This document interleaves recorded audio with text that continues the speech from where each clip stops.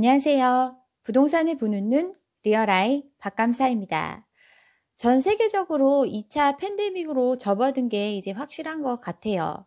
경기는 언제 회복될지 잘 모르겠는데 자산 가격은 계속 오르고 있다고 합니다. 계속되는 저금리 기조와 시중에 막대하게 풀린 유동성 때문에 그렇다고 하는데, 그래서 부동산 가격도 앞으로 더 오를 거라고 얘기를 해요. 많이 심리가 꺾인 것 같긴 한데 이 유동성의 영향으로 부동산 가격이 앞으로 더 오를 거다, 이런 얘기들이 여전히 나오고 있습니다. 그래서 부동산 시장, 특히 이 아파트 시장의 유동성을 한 번 더 살펴볼 필요가 있어서 오늘 준비해 봤습니다. 매도자 입장에서의 유동성과 매수자 입장에서의 유동성이 지금 어떤 상태인지 좀 살펴보면 왜 지금 거래가 없는지에 대해서도 충분히 이해가 되실 것 같아서 한번 다뤄보려고 해요. 유동성은 제가 예전부터 많이 다뤘었는데, 자산을 현금으로 전환할 수 있는 정도를 유동성이라고 합니다. 유동성이 풍부하다는 건 돌고 있는 돈이 많다는 뜻이죠. 돈의 양도 중요하고 돈의 흐름도 중요합니다. 그리고 이 유동성을 누가 가지고 있는지, 주체 간의 유동성도 굉장히 중요한 개념이에요. 아파트 시장에서의 돈의 흐름을 한번 살펴보면, 매도자는 자산을 매각을 해서 매수인한테 넘기고 그 대가로 현금, 즉 유동성을 확보하게 됩니다. 매수자는 현금을 넘기고 대신 그 대가로 자산을 확보하는 형태로 돈이 흘러가요. 그런데 매도인도 다 같은 매도인이 아니죠. 매도인을 급에 따라 나눠볼 수 있습니다. 매도인 중에서 1급 매도인에 속하는 사람들은 자산을 직접 공급할 수 있는 사람이라고 볼 수 있어요. 집을 직접 지어서 공급하는 자가 1급 매도인입니다. 건설사나 조합 이런 게 해당이 되겠죠. 그 다음 단계로는 도매상과 같은 역할을 하는 2급 매도인이 있습니다.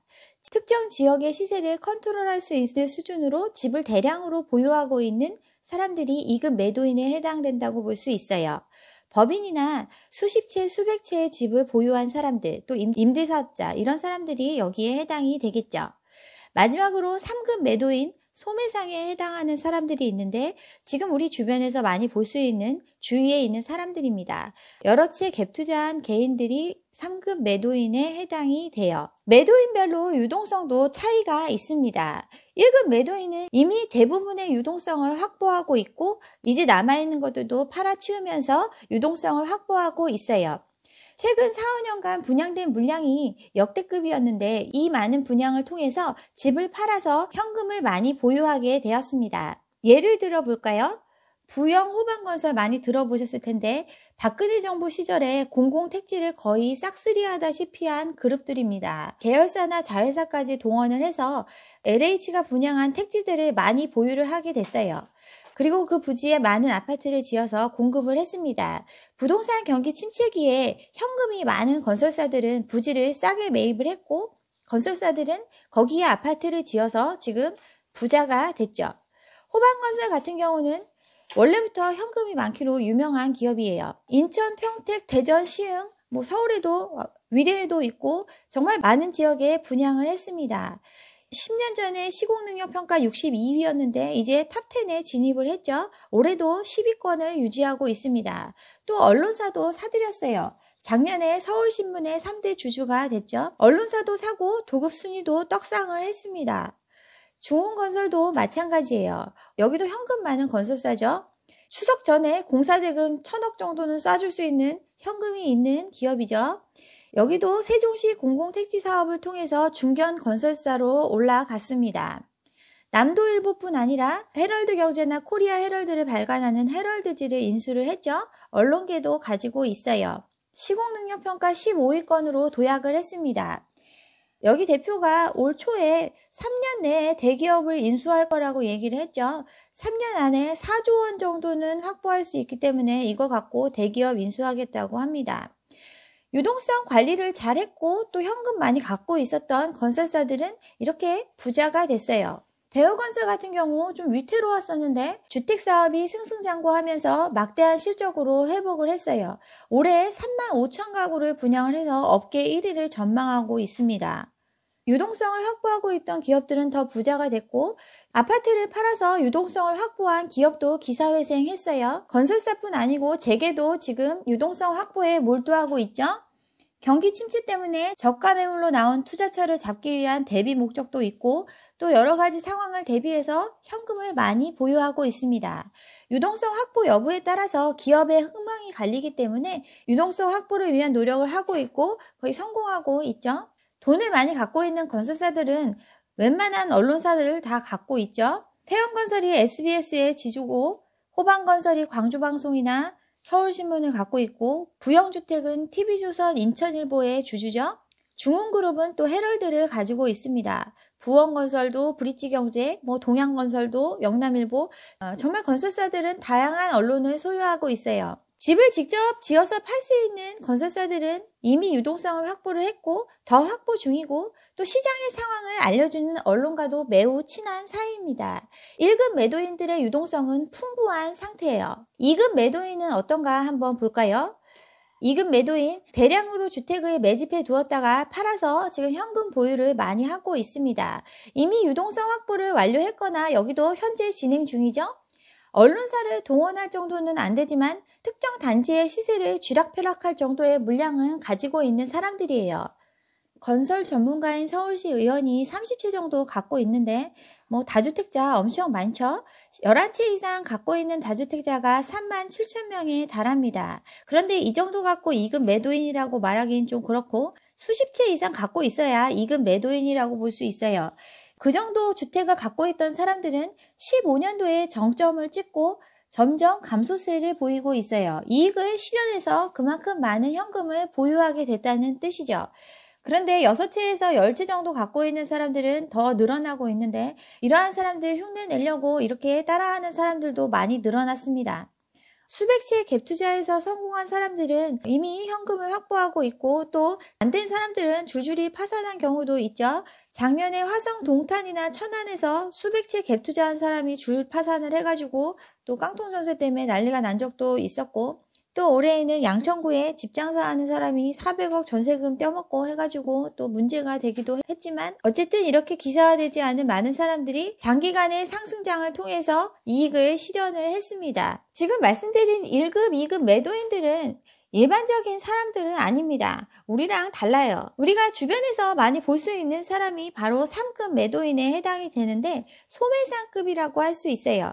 유튜브나 카페 이런 데서 정보를 수집해서 갭투자 모임하고 연끌 해가지고 여러 채 산 경우 이런 사람들 유동성 확보를 진행하고 있거나 아니면 진행 예정입니다. 대부분이 여기에 해당이 돼요. 오를 것은 오른다고 하니까 15억 초가 대출은 안 되는데 비싼 전세금을 끼고 강남에 갭 투자한 사람들이 많이 몰렸죠. 서초 강남의 60, 70%가 갭 투자라고 합니다. 경기도에도 영끌에서 갭 투자로 뛰어든 사람이 많았죠. 2년 만에 갑절이 폭증할 정도로 갭 투자 수요가 늘었다고 합니다. 비규제 지역이 오른다고 하고 청약도 가열되니까 경기권에 영끌에서 갭 투자한 사람들이 늘어났기 때문인데 이 사람들 자기가 살려고 집을 산 게 아니라 결국 매도해서 차익을 실현하기 위해서 집을 산 건데 이 사람들이 3급 매도인에 해당이 됩니다. 또 단타로 뛰어든 사람들도 있죠. 아파트 분양권 팔아서 부동산 돈벼락이 폭증했다고 합니다. 분양권 거래로 인한 양도 차익이 5년간 4배가 증가를 했다고 해요. 전매가 가능한 아파트 단지에 청약을 해서 당첨이 되면 당첨자 4명 중 1명이 전매 제한 종료 후에 분양권을 팔아서 현금을 확보했습니다. 팔아서 현금을 확보한 경우는 유동성 확보에 성공을 했지만 나머지는 아직 진행 중인데 3급 매도인들도 1, 2급 매도인들처럼 유동성을 확보할 수 있을까요? 건설사나 수백 채의 집을 갖고 있는 1, 2급 매도인들은 경기가 좋아지나 나빠지나 별 상관이 없어요. 부동산 침체기에 자본을 가지고 저가로 매입을 했고 그걸 상승장에 팔아서 유동성을 확보했기 때문에 이제 별 상관이 없어요. 또 그렇게 확보한 현금으로 다시 침체기가 오면 또 사들이면 되니까 이 사람들은 관계가 없습니다. 그런데 3급 매도인들은 그렇지가 않아요. 부동산이 계속 오른다고 하니까 영끌에서 들어온 사람들이 워낙 많죠?